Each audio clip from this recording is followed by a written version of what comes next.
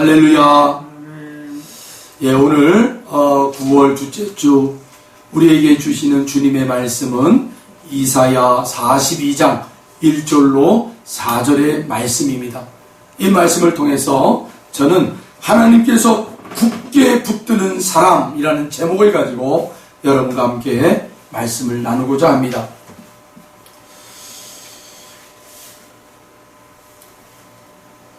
여러분 한번 따라해 보실까요? 하나님께서 굳게 붙드는 사람. 할렐루야. 예. 오늘 이 제목만 여러분이 딱 붙잡으세요. 예. 제목만 딱 붙잡아도 은혜가 충만할 줄로 믿습니다. 하나님께서 오늘 이 시대에도 굳게 붙드는 사람들이 있다라는 거예요. 예. 저는 그런 사람들이 누군가? 바로 저와 여러분인 줄 믿습니다. 네. 우리 영상으로 예배드리는 우리 사랑하는 성도님들, 그리고 사랑하는 형제 자매님들을 오늘 이 시대에도 하나님께서 굳게 붙들고 계시는 분이심을 믿습니다. 현 시대의 나라들은요, 자신들의 나라가 강하다, 건강한 나라다, 행복한 나라다, 이러한 것을 세계에 여러분 이렇게 알리는데, 그 척도의 기준이 뭘로 삼냐면, 아마 여러분도 매년 우리가 올림픽이라는 경기를 하게 되잖아요. 올림픽 경기를 하다 보면 온 나라들이요, 자기네 나라 선수들을 막 응원하잖아요. 그래서 야, 그 선수가 막 수영에서 금메달을 따고, 유도에서 금메달을 따고, 뭐 패싱에서 막 금메달 따고, 뭐 총 쏘는 데서 금메달 따고, 뭐 이러면 뭐 환호하고 난리잖아요. 그리고 뭐라 그래요? 올림픽 기간 내내 그 나라별로 금메달 몇 개, 은메달 몇 개, 동메달 몇 개, 순위를 정해가지고, 뭐 어느 나라가 1등, 어느 나라가 2등, 그렇게 정하잖아요. 그게 뭐예요? 자신들의 나라가 건강하다는 거예요. 예, 건강하다. 그 어떤 나라보다 행복한 나라다. 예? 국민들이 이렇게 건강하고 행복하니까 세계의 어떤 이렇게 체육대회 나가서도 우리가 당당하게 1등을 먹는다. 금메달을 따는 민족이다. 그래가지고 그걸 척도로 우리는 건강한 나라야. 우리는 경제가 이만큼 좋은 나라야. 우리는 행복한 나라야. 라고 그렇게 자랑을 하고 있어요. 요즘 시대가 바로 그렇게 세상에 자랑하는 그런 어떤 척도가 금메달을 몇 개 땄느냐, 은메달을 몇 개 땄느냐, 동메달을 몇 개 땄느냐. 그리고 머리가 똑똑한 나라, 여러분 혹시 아세요? 세계에 여러분 올림픽이 있는데, 이 운동 경기를 하는 올림픽도 있지만 머리로 이 경쟁해서 올림픽을 하는 그런 올림픽도 있어요. 머리로 말하자면 수학 있잖아요. 수학. 아주 어려운 수학 문제를 내면은 각 나라의 대표 선수들이 3명이면 3명, 5명이면 5명이 출전해서 그 문제를 푸는 거예요. 막 누가 먼저 푸느냐, 얼마나 막 머리가 뛰어난 학생들이 모여서 경쟁을 하는 거예요.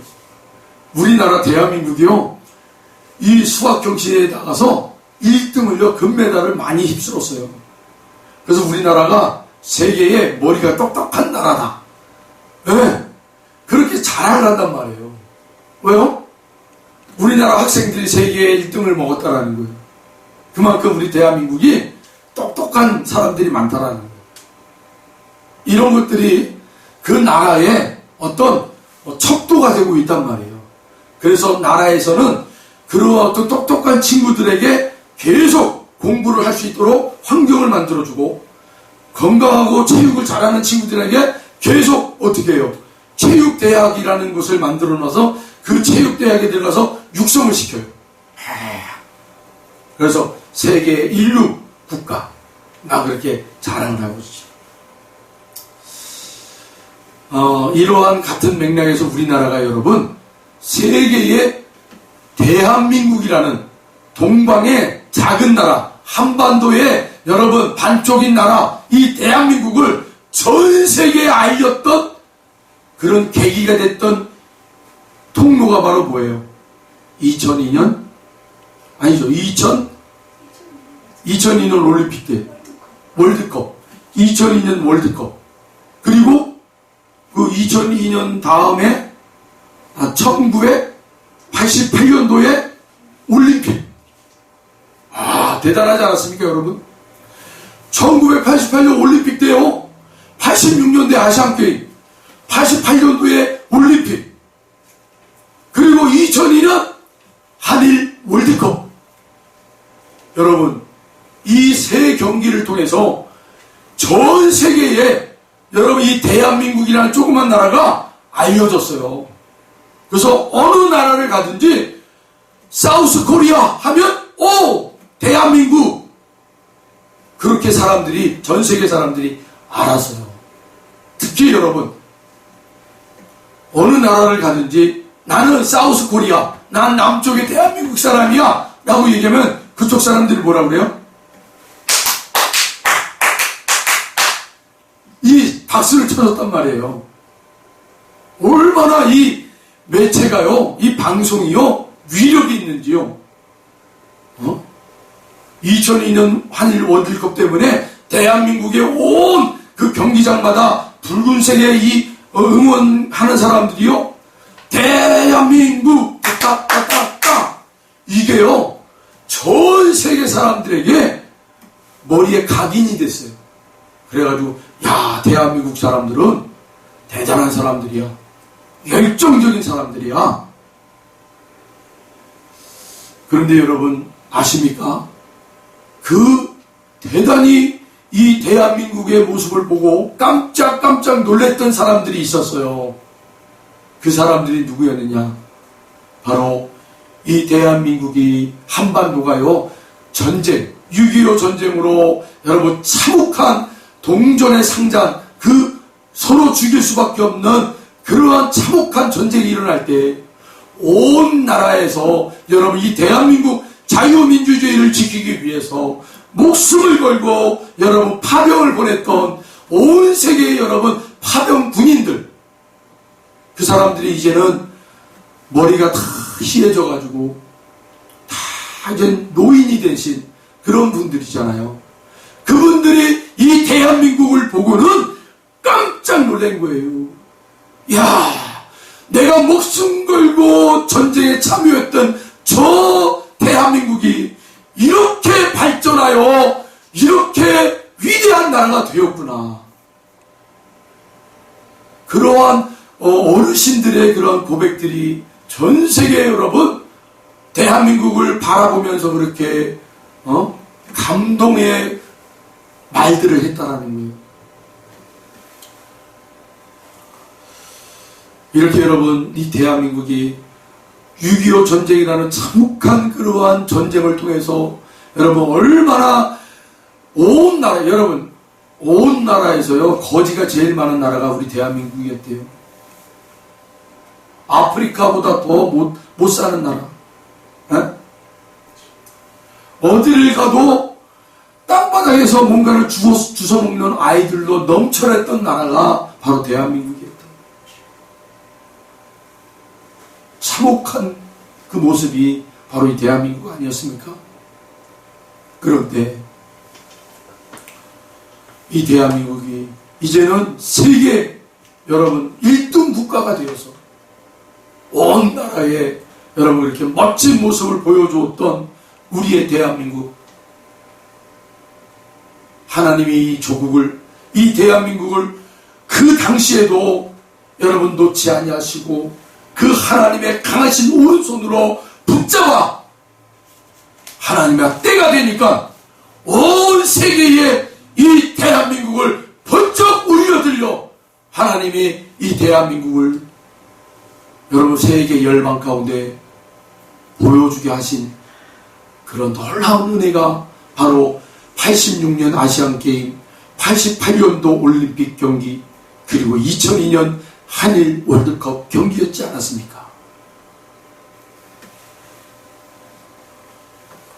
하나님은 이 대한민국을 그렇게 붙잡으셨다는 거예요. 그렇게 참혹한 거지로 넘쳐났던 죄 비약한 나라, 그 나라를 하나님이 붙잡고 있었다라는 거예요. 왜 하나님이 붙잡고 있었습니까?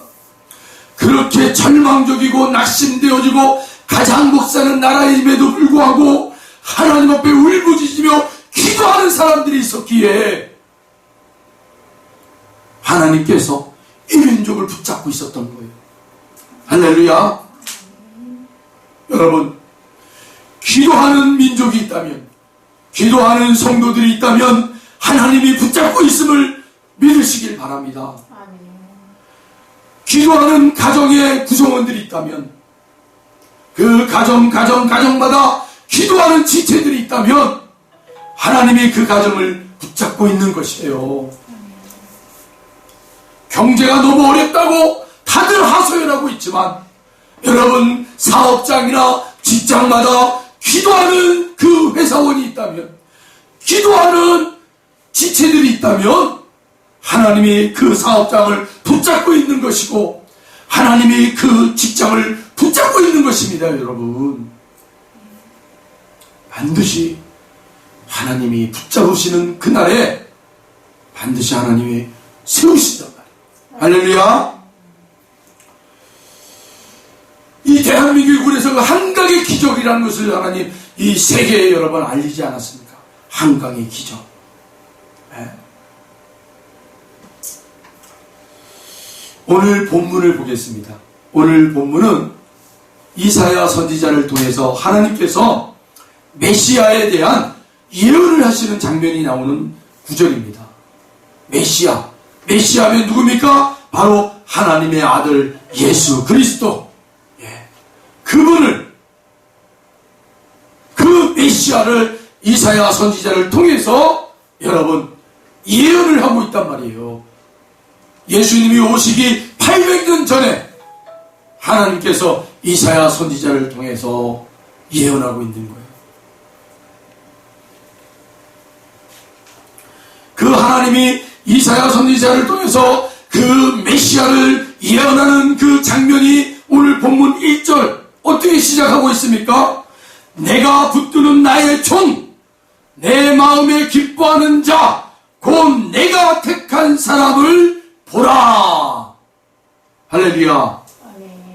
여러분, 이 1절의 말씀에는 먼저 하나님이 이사야를 통해서 누구를 가리키는 거예요? 예수 그리스도를 가리키고 있단 말이에요. 그런데 여러분, 우리는 이 장면에서 무엇을 통찰하여 되셔야 되냐면, 믿음의 눈을 가지고 우리가 봐야 할 것은 또 다른 모습을 볼 줄 알아야 됩니다. 그건 무엇이냐면, 하나님은 이사야를 통해서 메시아를 하나님이 예언하고 있지만, 우리는 오늘 이 말씀을 통하여 성령의 감동으로 우리가 이 말씀을 받을 때 우리는 또한 하나님의 음성을 어떻게 들려야 돼요? 메시아를 예언하고 있지만 메시아의 안에 들어가 있는 성도들을 향한 하나님의 말씀이기도 한다는 거예요. 아멘.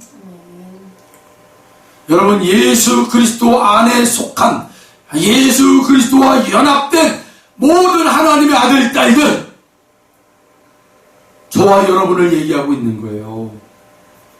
그 하나님이 내가 붙드는 나의 종, 누구누구 아무개야. 내 마음에 기뻐하는 자, 누구누구 아무개야. 곧 내가 택한 사람을 보라 하고 하나님이 세상에 선포하는 거예요. 할렐루야. 아멘.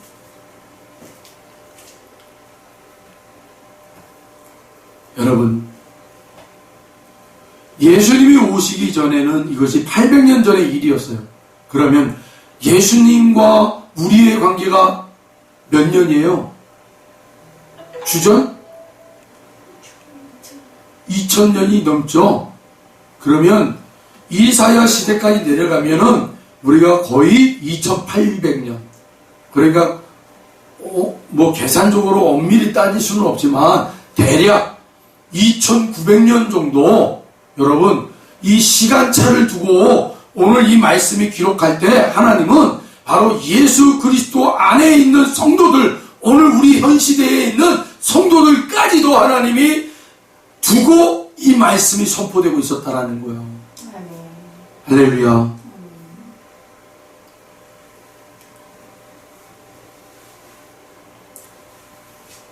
예수 그리스도와 연합된 성도들을 향한 하나님의 이 세상을 향한 선포예요.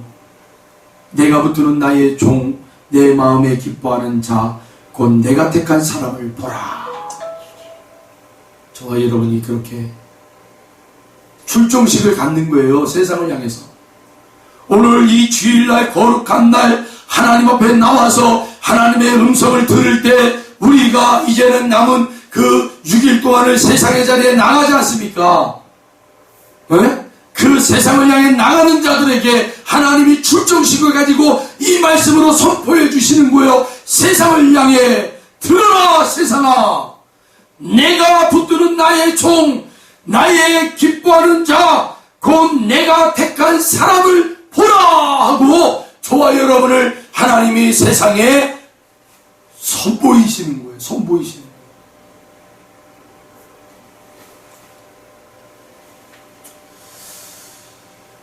내가 그들을 붙들고 있다. 내가 그들을 기뻐하고 있다. 내가 그들을 택하였다 라고 세상 권세에 입은 자들을 향하여 하나님이 선포하고 있는 거예요. 여러분, 하나님이 그렇게 여러분들을 세상 자리에 선포하고 있다는 것을 기억하시기를 축원합니다. 그러니 여러분, 우리는 어떻게 세상을 향해서 나가야 됩니까? 담대하게 나가야죠. 어떤 환경에 있든지 어떤 문제가 있든지 누구를 만나든지 담대하게 여러분의 보내주신 자리에서 하나님의 사명을 감당하며 살아내시기를 축원합니다. 그런데 여러분, 오늘 본문 1절을 잘 보세요. 뒷부분에 뭐라고 되어 있어요?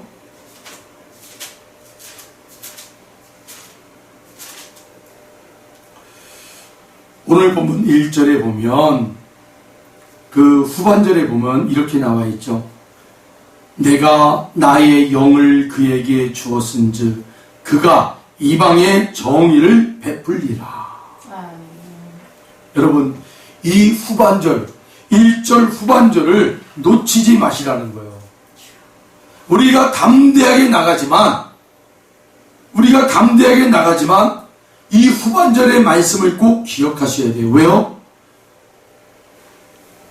하나님의 영에 충만하지 아니하고는 안 된다라는 거예요. 안 된다.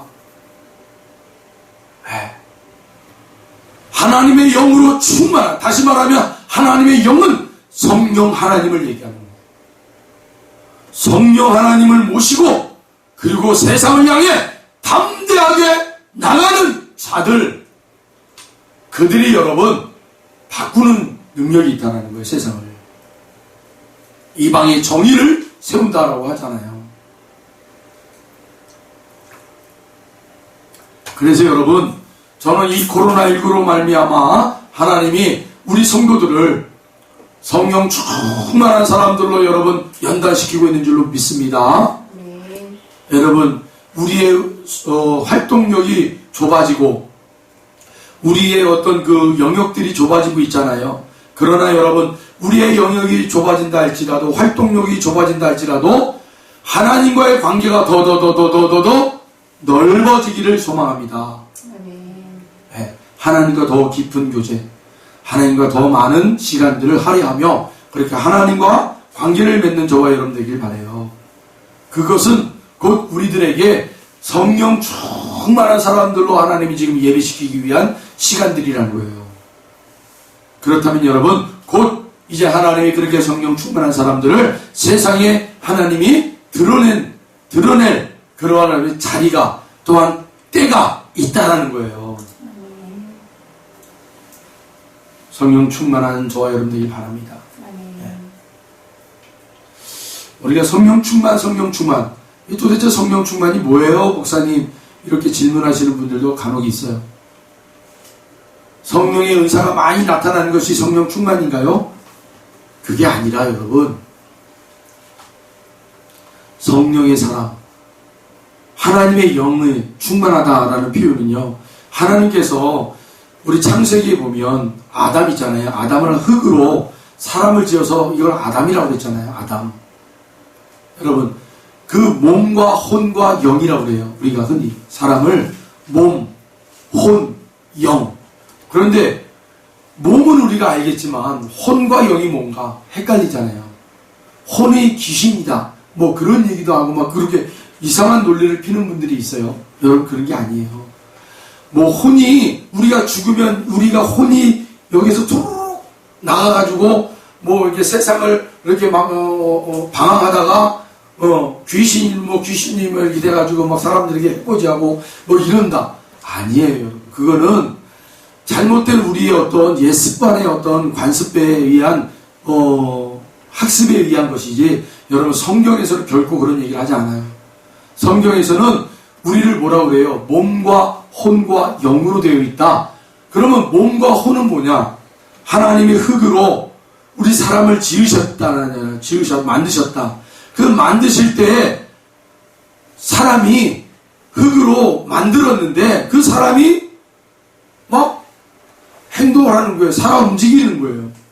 하나님이 흙으로 새를 만들고 동물들을 만들었는데 이것들이 날아다니고 물속에 막 헤엄치고 다니고 막 들판을 뛰어다니고 이러더라는 거예요.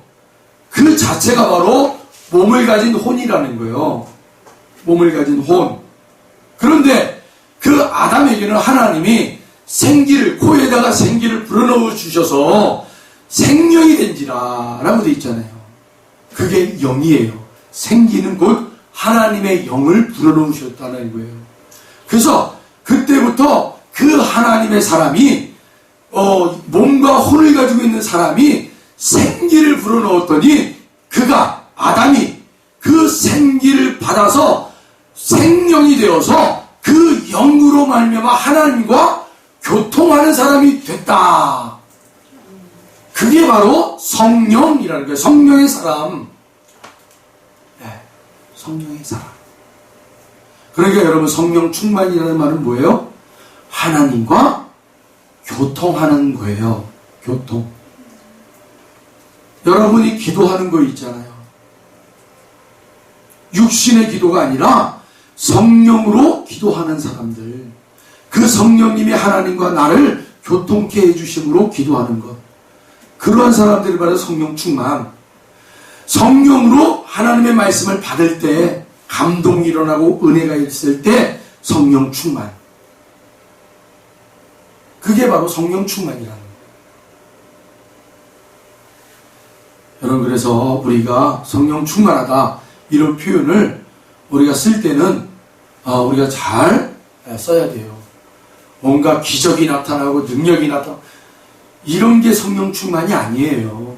성령 충만은 내가 평상시에 하나님과 교통하고 있는가, 내가 하나님의 말씀을 붙잡고 묵상하고 기도하고 있는가, 이게 성령 충만의 모범적인 케이스란 말이에요.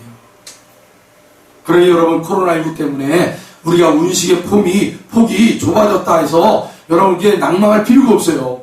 이럴수록 더 하나님과 깊은 교제를 가지세요. 독대하시란 말이에요. 독대. 하나님과 독대. 그리고 그 하나님의 말씀을 붙잡고 혼자 끙끙대며 하나님과 질문도 하시고 응답도 받으시고, 그런 게 성령 충만한 사람들의 모습이라는 거예요. 때가 되면 그들을 분명히 하나님의 세상에 여러분 드러내실 것입니다. 할렐루야. 참 마음에 감동을 일으키는 글이 하나 있었어요. 그런데 나는 언제 죽어요? 그런데 나는 언제 죽어요? 라는 제목의 글이에요.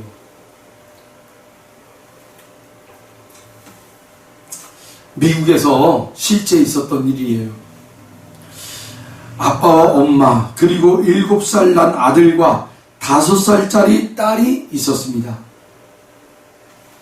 어느 날 아들이 교통사고를 당해 응급수술을 받게 되었습니다. 그런데 여러분, 응급수술을 하다 보면 피가 많이 필요하잖아요. 응급수술을 하다 보니까 피가 부족해서 이 병원에서 아빠, 엄마, 딸 피가 어떤 사람이 이 아들하고 맞는가를 조사를 해봤더니만 막내딸 있잖아요. 그 딸하고 이 오빠하고 피가 맞아요. 그래서 급하게 수혈을 해야 되는 거예요. 수혈을. 그래서 다급해진 아빠가 딸에게 물어요. 얘야, 너 오빠에게 피를 좀 나눠줄 수 있니?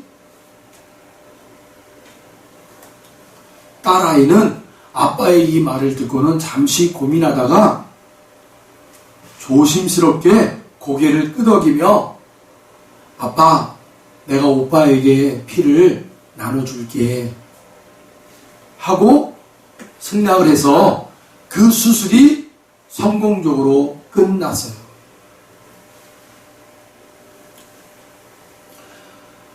그때까지 딸아이는 수술대 옆자리에 누워 있었어요. 그래서 이제 의사 선생님들이 수술이 잘 맞췄다고 부모님을 모셔왔어요. 아빠가 오자마자 수술대에 있는 아들은 이렇게 마취 상태에 있기 때문에 깨어나지 못했지만 딸아이는 피만 수혈하는 거기 때문에 그냥 눈이 떠 있는 상태니까 아빠가 그 딸에게 가서는 수고했다. 네 덕분에 오빠가 수술이 잘 맞춰져서 살아날 수 있어 하고 그 딸아이를 격려해 주는 거예요. 그랬더니 이 딸이 아빠에게 뭐라고 그러는 줄 아세요? 근데 아빠, 나는 언제 죽어? 그 얘기를 갑자기 하는 거예요. 아빠가 깜짝 놀랐어요. 아니, 네가 왜 죽어? 오빠에 필요한 그 수혈만큼만 네가 한 건데 네가 왜 죽어?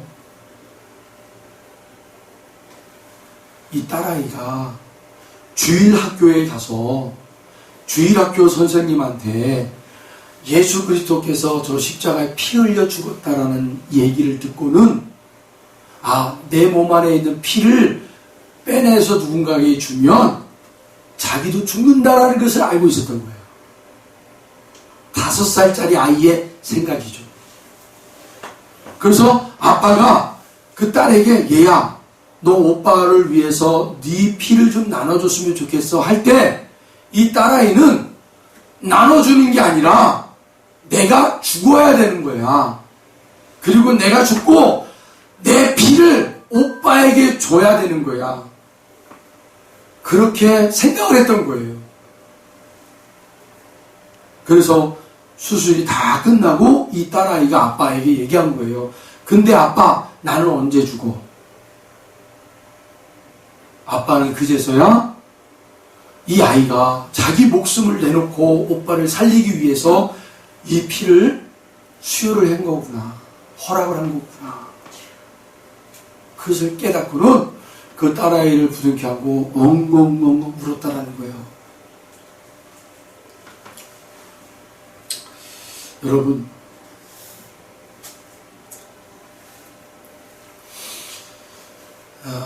예수님이 바로 그랬다는 거 아닙니까?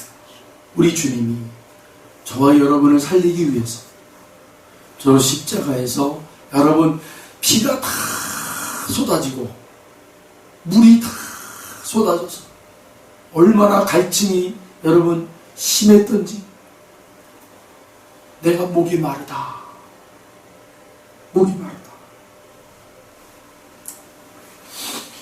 그래서 요한복음 3장 16절에 이런 기록이 있는 거예요. 하나님이 세상을 이처럼 사랑하사 독생자를 주셨으니 이는 그를 믿는 자마다 멸망하지 않고 영생을 얻게 하려 하시니라. 사랑하는 성도 여러분, 주님을 붙잡으세요. 예수 그리스도 하나님께서 2800년 전 2900년 전에 이사야 선지자를 통하여 네 아들 예수를 너희들에게 보내겠다.